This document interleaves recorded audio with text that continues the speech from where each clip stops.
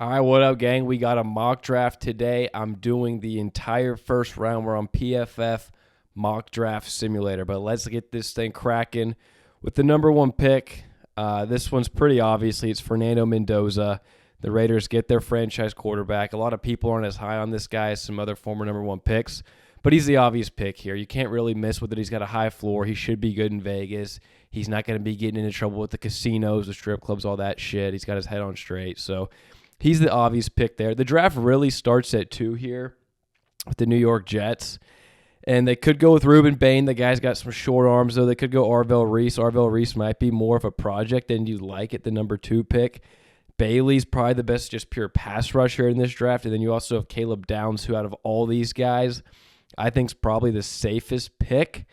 But if I'm the Jets, man, I'm swinging for the fences. I'm going Arvell Reese. We don't need him to be good right now anyways. If he takes a year or two to develop and fully blossom into that all-pro kind of player, we're not mad about it. We don't even have a quarterback right now anyways. So I think you go with the highest upside pick there. And one of the best players, if not the best player in the entire draft there. Now at pick 3 for the Arizona Cardinals here, again, I'm just going best player on the board. You could go Caleb Downs here. And I know Ruben Bain, they've said his short arms are going to be a problem potentially. This guy's a monster, though. I think he has a Dwight Freeney level ceiling. And I'm just not overthinking this from Arizona. Again, you don't have your quarterback. There's not really any receivers here I want to reach on. You could go for linemen, but again, I think Bain has value here. It's too good to pass up at 3. I'm going with the safest pick. Now, Tennessee at number 4. You could go with the receiver here. You got a few good ones. You got Carnell Tate. You got Mekhi Lemon. And you got Jordan Tyson. But if I'm the Tennessee Titans, I think I'm going with David Bailey, man. Again, I know it's kind of a boring BPA pick there, but I'm going to pair David Bailey with Jeffrey Simmons, and all of a sudden Tennessee has a D-line that looks like it could actually get nasty and get after some quarterbacks. And again, he's the best pure pass rusher in this draft. I'd be shocked if he's not a guy that's getting 10-plus sacks here in the near future. Now, Giants at 5, I'm going Caleb Downs. This is easy. Their DC, they brought in Wilson's a former DB guy. He knows how to work with secondary players. Their front 7 already has a ton of talent. This team really needs talent in the secondary. You get Caleb Downs, maybe the best just pure prospect in this entire draft, and you could build the secondary around him for the future and for now. This guy's a blue chip prospect. He's probably going to be a Pro Bowler, if not all pro caliber safety for you if you're New York. Now, at 6, you could go with the receiver here if you're Cleveland.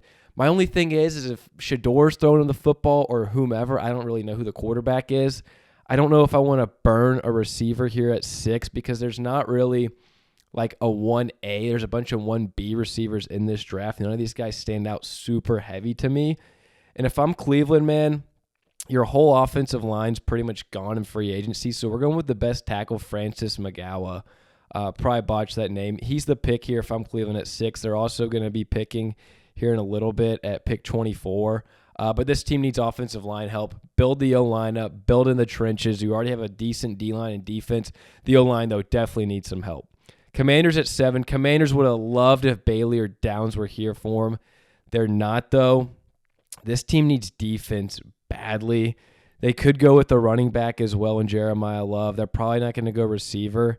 If I'm Washington here, I'm probably going to go with Sonny Styles. Again, best defensive player on the board. Give Dan Quinn his leader of his defense. And this is really a guy that you could build around for the next, 10-plus seasons at linebacker. He's a do-it-all guy. I think he's going to be a stud. Now, Saints at 8, it's either receiver or running back in my mind. A lot of people have been going wide out for the Saints at 8. They have Chris Olave. It'd be fun to pair him with a Tate or a Tyson or a Lemon. But, man, I'm going with Jeremiah Love for the Saints. Alvin Kamara is washed at this point, and if I'm New Orleans and I believe Tyler Shuck's the guy, which he very well might be, I want to get him all the help in the world, and Jeremiah Love is a can't-miss prospect. He's probably going to be a Pro Bowl. He's probably going to be a stud, and all of a sudden, if you're New Orleans, you got Love, Shuck, Olave, you got a few good tackles, you might have the best offense in your division next year. All of a sudden, boom, like that. The offense turnaround happened real quick. That's a fun, sexy, exciting pick for the Saints. Now, Kansas City at 9. They got Jalen Watson as a free agent. They got Cook as a free agent too. They might be losing those guys. I think you go secondary here if you're the Chiefs. One of these receivers are tempting, but you still have Worthy, you still have Rice, you got some guys at receiver, although they're not studs.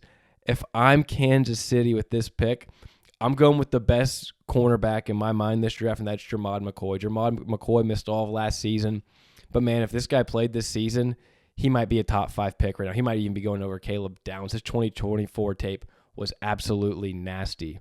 Now, Cincy at 10. Again, if you're Cincy, you need defense pretty damn badly here. You could also go with a lineman potentially. You obviously don't need a wideout. If I'm Cincy, I'm going with Mansour Delane. Hem and McCoy, 1A, 1B. Cincy needs everything on defense. They had one of the worst defenses of all time last season. I think Delane's an easy pick for them there. Now, with Miami at 11, you could take a look at one of these D linemen. You did draft Kenneth Grant in the first round, 13th overall last year, though. You did lose Tyreek Hill. So you're probably looking at one of these 3 receivers. They're the best there on the board. And my number 1 receiver is Jordan Tyson. I think he's got the most talent in this class. Obviously, durability and his injury problems are a slight bit cause for concern, but this guy has the highest upside in this ceiling, and him and Waddle in a year or two could be one of the best duos at receiver in the entire NFL.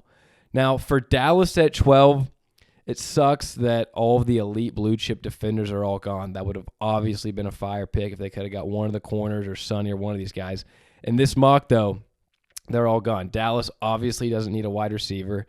Peter Woods could be fun, but, I mean, they're already stacked at the D tackle position. They really need more edge help. This would really be an unfortunate spot for Dallas if the board played out like this. You could look at a Spencer Fanu. You got Guyton and Terrence Steele at the tackle spots. Neither of them, I think, are really super safe to hold those spots in the near future. Man, if I'm Dallas, this is a really tough slot because you kind of got screwed on the board here. I'm going to go with Spencer Fanu here. Dallas, they hit on tackles. They hit on drafting these linemen super early. And Terrence Steele might be a cap casualty if you get Fanu here. But again, it's best player available. That's how I like to do these drafts, is BPA more times than not. Now for the Rams, again, you got screwed with the DBs getting taken as well here. Rams could have really used a boundary cornerback. They could go with one of the receivers potentially. Devontae Adams is getting a little bit older. You don't know how much he has left in the tank. You have Puka. Again, like Peter Wood, your D-line's kind of already set. They have a good D-line. You could use a Terrell. The only thing is he's a little bit of a smaller cornerback.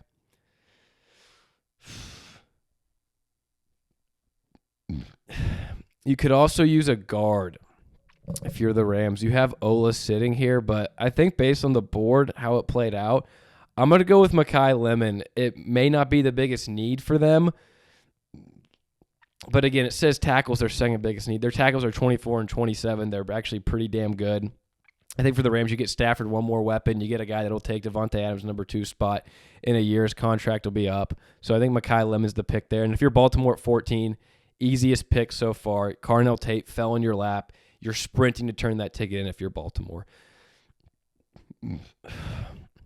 Now, Bucks at 15, you really need some interior help on the O-line. This is Ola. This is an easy pick. He's the easy 1A interior offensive lineman in this draft. You got to get Baker Mayfield some help. Get the running back some room. The O-line was beat up last year. The offense was inconsistent. Get Ola. Get the best guard in there. Not a sexy pick, but a safe pick and a winning pick and a pick that's going to help you win right now and in the future. Now, Jets at 16, they got Arvell Reese with the 2 pick. So, again, the Jets, they're just talent deprived literally everywhere. And if I'm them, I'm gonna pick Peter Woods here. I think he could be a potential Quinnen Williams replacement. He's not a strictly D tackle. He could play the 5 or the 3 tech. This guy, he's for sure going to be a good run stuffer. The questions are about his pass rushing ability, but I think this guy does have the intangibles and the athleticism and the ability to be a guy that could make that leap for you. And all of a sudden, him and Arvell Reese in the future could be literally your D-line, and a D-line that's actually nasty and just oozing with potential if you're the New York Jets. Now, for Detroit Lions at 17, you could go with an edge. You could go with a cornerback. You could go with a tackle. I kind of like Caleb Lamu here for him. Get the Taylor Decker retirement plan in place. A lot of these, that's the thing, is like the blue chip edges and DBs are all gone in my mind. Terrell's really nice. He's a little bit smaller, though. I'm going to go with Caleb Lamu here. I like him more than Caden Proctor. I think he's the guy that's going to replace Taylor Decker for you in the very near future. I think that's a good pick. Now for Minnesota at pick 18, you need a DB. You're going to go with Avion Terrell. Again, there's questions if this guy can be an outside corner because of his size, but this guy's got all the ball skills and all the talent in the world to be an elite corner. In worst case, you get an elite slot corner. Now for Carolina at pick 19, says receivers your biggest need, D-line and linebacker. I think if I'm Carolina though, man, we got our wide receiver one last year in Tet McMillan. This offense still needs a ton of help. And I think I'm going to go with Kenyon Sadiq. Get the best tight end in the draft here. Get Bryce Young some more help. If I'm Carolina and I believe Bryce Young's my guy, which I think Panther fans do, I'm going to go grab him the best tight end, another just pure weapon. Another guy, too, that could also help out in the run game, which is what we want to establish in Carolina as well. Kenyon Sadiq is a really fire prospect. He's oozing with talent as well. Now we're back to Dallas at pick 20. We went with tackle at 12 for Dallas. I think you have to go defender here. There's no questions asked. Do you want Cassius Howe, who's probably the higher floor but not as high as the ceiling, or do you want Keldrick Falk? If I'm Dallas here, I'm going to bet on the upside of Keldrick Falk. This guy before the season, this college football season, was a guy that was probably going to go top 5, top 6. He didn't have the highest production this year, but he's 6'6", 250, super athlete, fire against the run, and see if he could develop that pass rushing skill. But if he does, he legit has upside with the Arvell Reeses and the Ruben Bain of the world. It's just if he can hit. Now, Pittsburgh at 21. Pittsburgh, this could be where the Ty Simpson sweepstakes kind of fall in their lap. I'm not super high on Ty Simpson. I'm probably going to look elsewhere if I'm Pittsburgh here. And I think if I'm Pittsburgh, I can go with KC Concepcion. This guy legit might run in the 4.2s. He's an absolute weapon. And I think whoever the hell is throwing the football for you at quarterback, you got to get him some more weapons. KC, again, oozing with talent. You can get him bubble screens. You can check it down to him. He could take it to the house anywhere in the field. This guy's a legit weapon and has live speed. All right, LA Chargers at pick 22. You need some interior offensive line help. You could also go to the defensive line. You're going to lose Khalil Mack in free agency probably. So I think Cassius Howe here is the play. This guy was a stud for A&M. He's a ready-now player. He's ready to win right now. May not have the highest ceiling, but this guy can get after the quarterback. And when you're in a division with Patrick Mahomes, you need someone to get after the quarterback. Now, for Philly at pick 23, Denzel Boston's there. It seems like they're going to hold on to A.J. Brown, so I'm probably going to hold off on a Denzel Boston. This team does need some edge help, though. Their interior D-line's pretty good. You could also maybe take a look at a tackle, a C.J. Allen, who could potentially replace a Nakobe Dean, who's going to be a free agent for you. And I think we're going to go with C.J. Allen here if I'm Philly. I'm assuming Nakobe Dean's going to be gone. I think he's going to be out of their price tag, and they don't have a lot of cap room. C.J. Allen's a tackling monster, and I think he would fit in day one and be their immediate inside starting linebacker. Now, for Cleveland at 24, for Cleveland at 6, we got Francis Magawu. So, really, again, I think it's best player available. Cleveland, they're lacking talent, a lot of spots. I think Denzel Boston here would be a really fun pick, and we're going to go with Denzel Boston. Jerry Jeudy's looked better in the last few years, but he's still obviously not your number one. Denzel Boston, a bigger body receiver. He may not have the best yak, but this guy's really good at catch radius, really good in between the 20s, a high IQ receiver, and whatever quarterback it is, Shador, whoever you get next year, this guy could be the future one for that quarterback. Now, for Chicago, this board fell out perfectly for you. You need interior defensive line help. You can go with Banks or McDonald. I'm a little higher on Banks. They're kind of the same mold. I think Banks has a little higher upside as a pass-rushing interior defensive lineman. He's also a badass against the run, and that's what Chicago needs more than anything. Now, Buffalo at pick 26, you need a receiver really badly if you're Buffalo, man. Do you want to reach on to Chris Bell? All this would not play well for Buffalo if you're them. All of the receivers kind of went, the ones you're really looking at. Omar Cooper could be a play here. You could take a look at potentially even like a Jeremy Bernard or they got these receivers ranked low on here. Even like a Zachariah Branch, I like him a lot. All of these kind of feel like a slight reach, though, if I am Buffalo. I'm probably more looking at maybe getting a receiver in the second or third round now. And we're going to go with TJ Parker. Again, kind of like Keldrick Falk. Guy had a ton of hype. Didn't really live up to it this year, though. He's still oozing with talent. He had a good Senior Bowl. Now for San Fran at pick 27, This team does need some help on the offensive line. They also need some help on the interior defensive line. Their interior D-line got gashed last year. I think we're going to go with Caden McDonald, the best player on the board, a win-now player. Now, for Houston, you need some offensive line help. Your defense is pretty much set.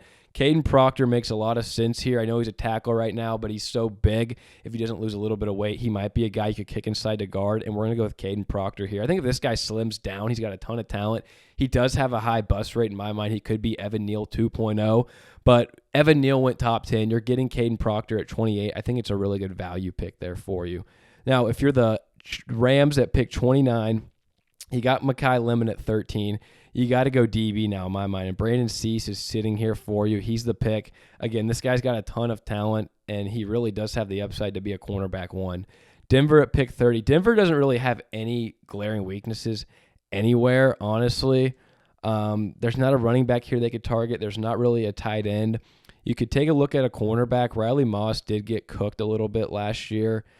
I think he led the league in pass interference calls. And we're going to go with Colton Hood. I like him a little more than Keith Abney. I think he's a little more upside than Keith Abney. Now, pick 31 to the Patriots. You could go with Lee Hunter here.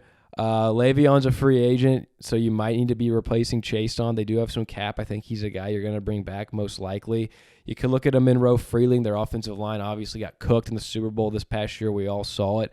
And I'm going to go with Monroe Freeling. I think he's more of a tackle. You probably can't kick him in the guard. And I know New England said that they want to keep Will Campbell at tackle. I do not think that's the good move. I think you take a Freeling, you plug him at left tackle, you move Will Campbell into left guard. Will Campbell, I think, can develop into an all-pro left guard, and you get your giant 6'8 Freeling at left tackle. Now, Seattle at pick 32. You have Mafe, who's a free agent. I don't know if they're going to bring him back. I think I've been mocking this pick a lot. And I think it's Akeem Mesidor. Akeem Mesidor, 12.5 sacks last year. I know he's an older prospect, but Seattle, again, they're ready to win right now. If you can get Akeem in there, he's going to be a really nice rotational edge pass rusher for you. He's a win-now player. I like that pick a lot. Here's the first round here, folks. If y'all like this kind of content, please make sure to like, subscribe, follow. Let me know if any other videos y'all want to see. Appreciate y'all. Love y'all. Peace.